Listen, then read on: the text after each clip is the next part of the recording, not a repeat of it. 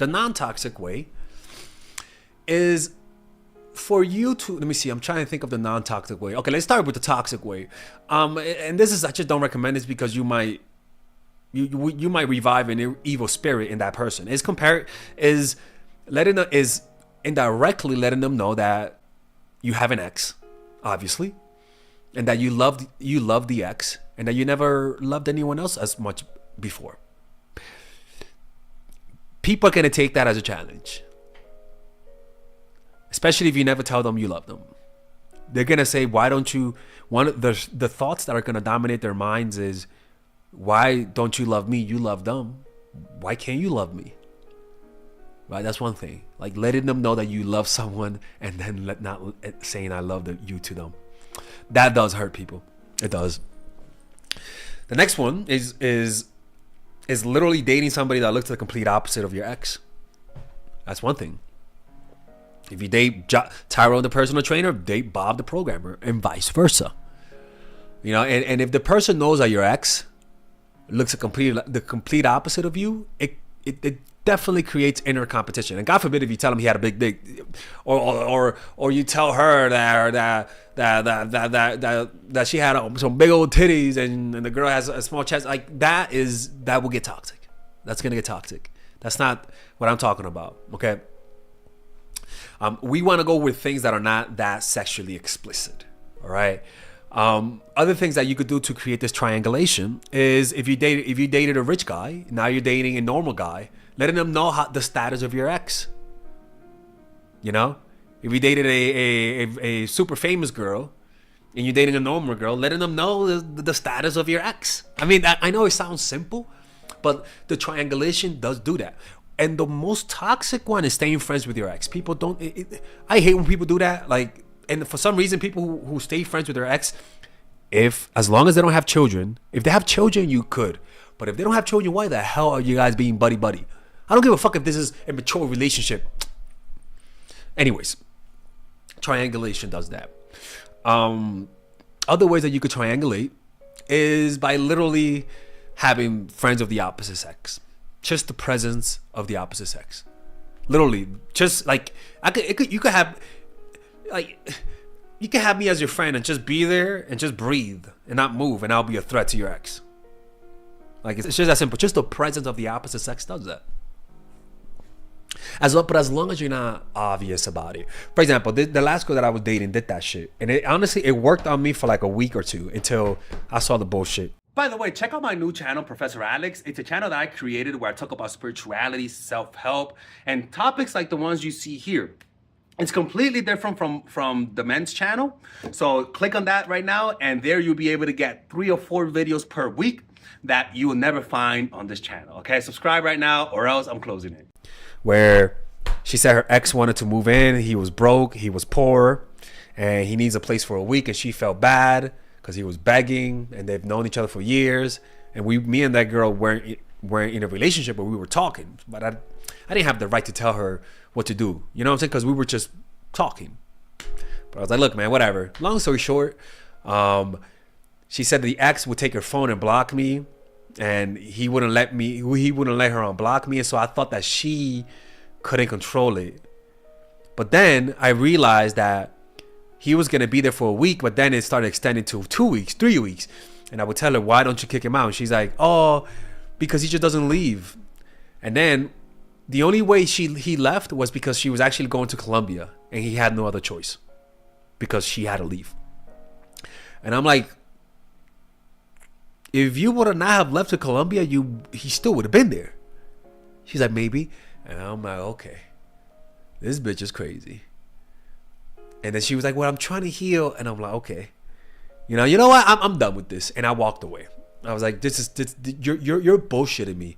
But I could promise you, the competition between me and him, psychologically, it definitely made me compete more for her. Right? But thank God I've grown as a person. And I didn't take that personal, and I didn't take that as a challenge. But the truth is that people's self-esteem is lower than you think, and they do fall for these tricks.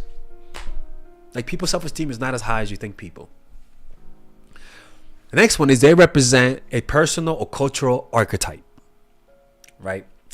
they look like Prince, for example. And all of a sudden, because you look like Prince and I like Prince, their emotions get more engaged. Maybe you look like my dad or behave like my dad. Or you behave like my mom and look like my mom. Or maybe you look like the ex that dumped me. And now this is my other chance to redeem myself. And this actually happened to me. Right? I was dating this girl. Long story short, she dumped me. And I was really in love with her. And then I dated another girl. And she didn't look like her. But then one day she came over and I was drunk. And she just let me lay on her lap. And I looked up. And from that angle, she looked like her. I was like, holy fuck. That's fucking Gaia. That was her name. Gaia is a beautiful name, though. I'm like, that's fucking Gaia. And then all of a sudden I fell in love with her. I stopped loving Gaia. I fell in love with her.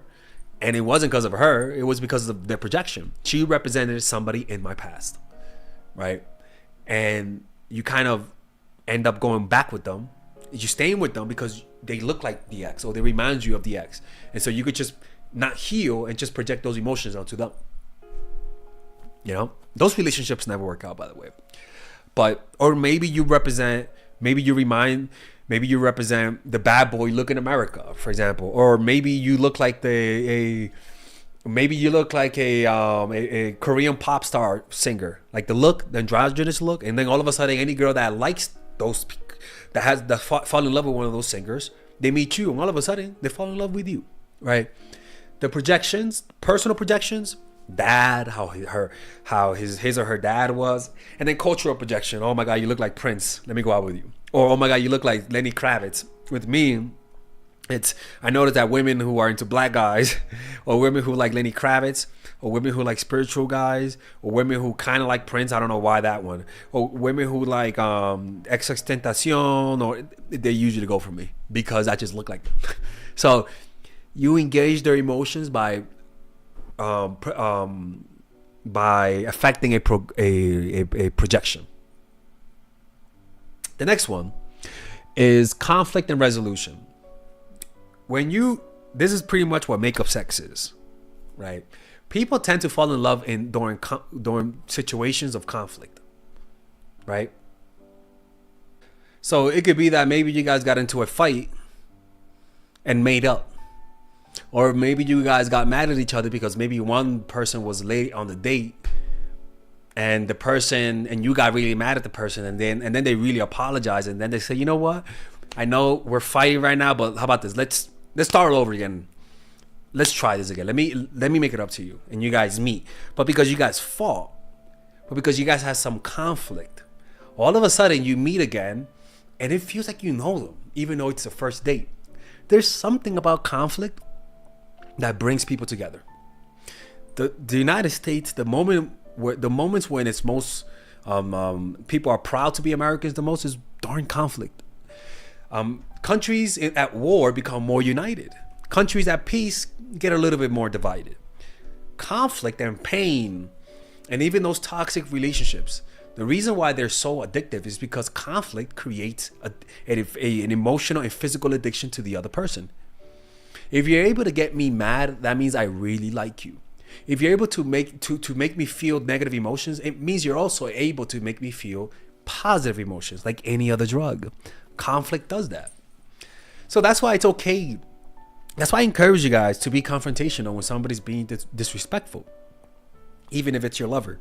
Because confronting people who, especially your ex, the people who you're dating who are being disrespectful, what that does is that it actually makes them, you actually create the type of conflict that when you tell them the issue and they try to work it out, their reconciliation brings you guys closer together. And the last one, it's sympathy. Sympathy and empathy.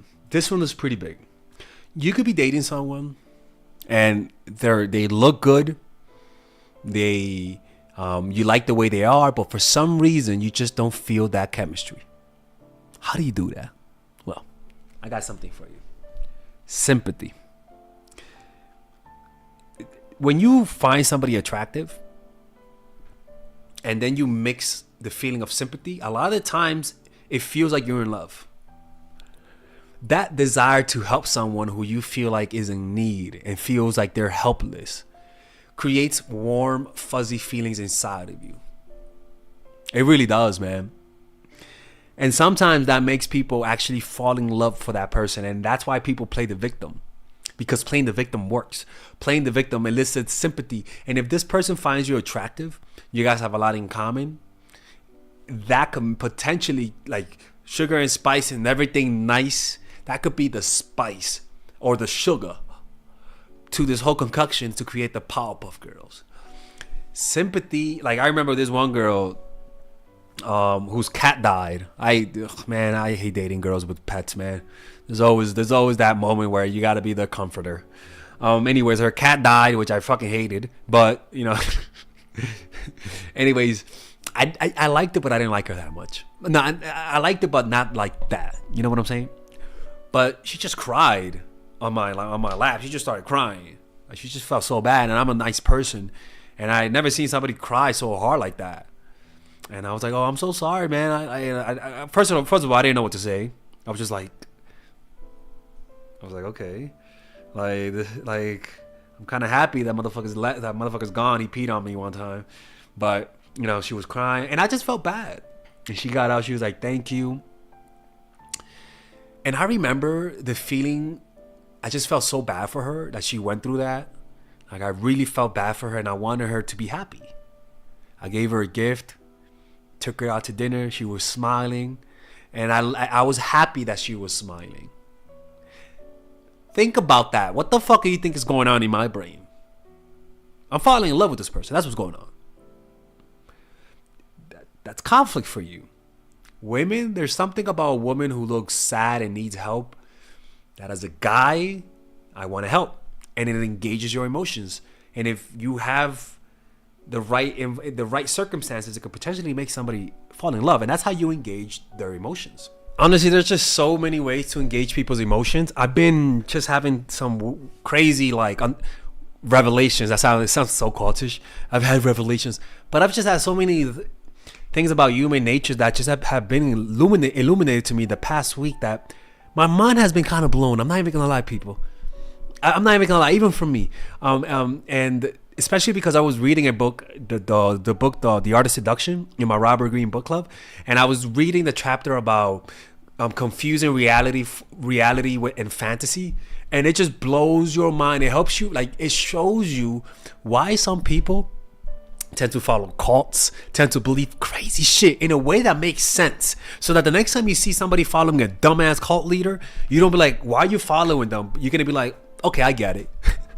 You know. So yeah, it's, you guys can join the Robert Greene book club by being a Robert Greene book club member by clicking on the description down below. There you can learn a lot of these strategies about how to engage in people's emotions. But generally speaking, this is something that should happen naturally in your relationships. You don't have to manufacture this. You could do these strategies to maintain a relationship. Don't do these strategies to make somebody love you. These strategies are better used once they love you.